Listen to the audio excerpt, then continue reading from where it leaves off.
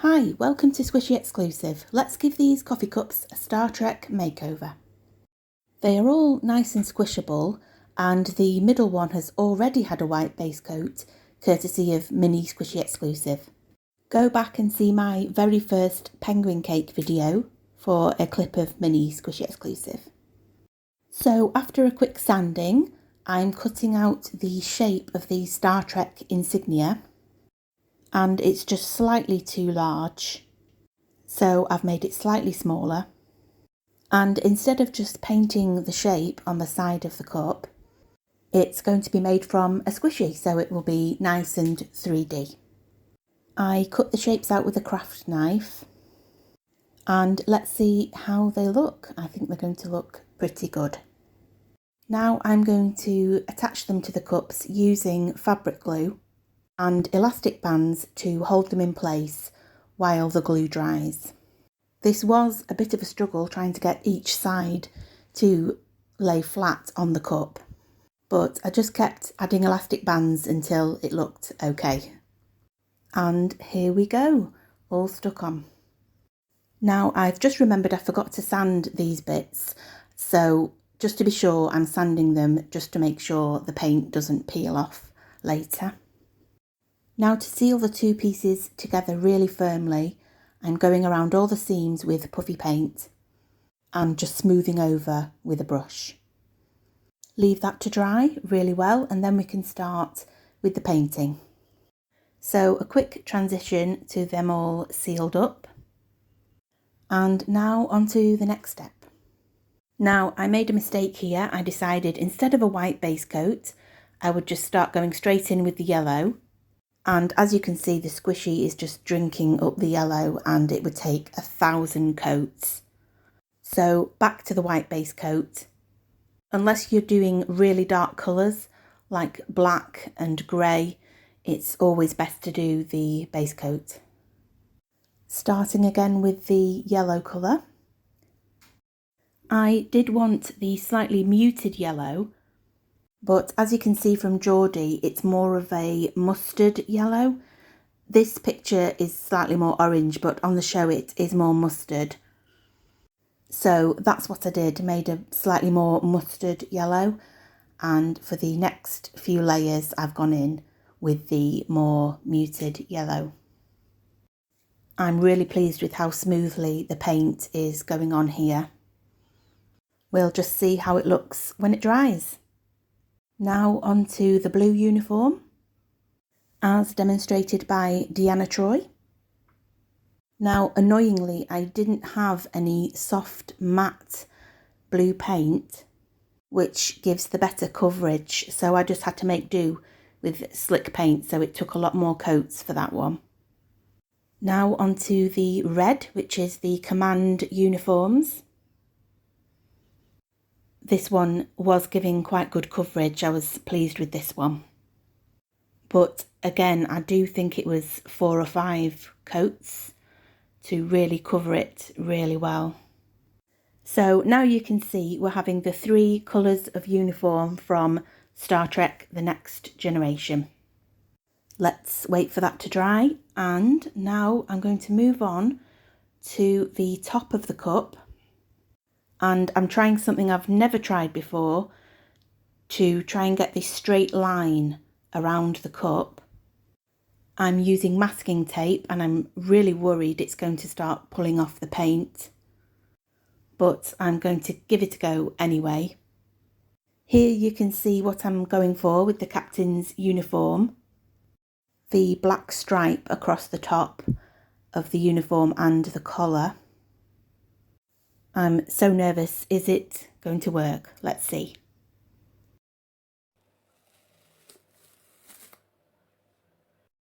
And it worked, and it's really satisfying pulling off the masking tape to see that nice straight line. So what's next for the uniform? It's the pips on the collar. I've got this gold metallic paint, so I'm going in straight from the tube and putting the pips on the side. The black is already completely dry, So if it goes wrong, you can just wipe off the gold and start again. Just using a dotting tool just to even it out and try and make the circles the same size. Now bringing in the other 2 cups, which are also dry and have the black collar. And now they all have pips as well. The yellow cup needs a black circle in one of the pips because it's for Lieutenant Commander Data, which you can see there. Now onto the Star Trek symbols. I've decided to go with silver, and because it's metallic it needs to go on very, very thickly, otherwise I would be here for years putting layers on.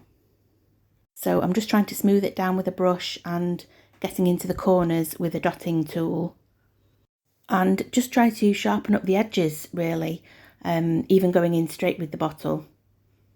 I am a bit nervous about how it's going to look when dry.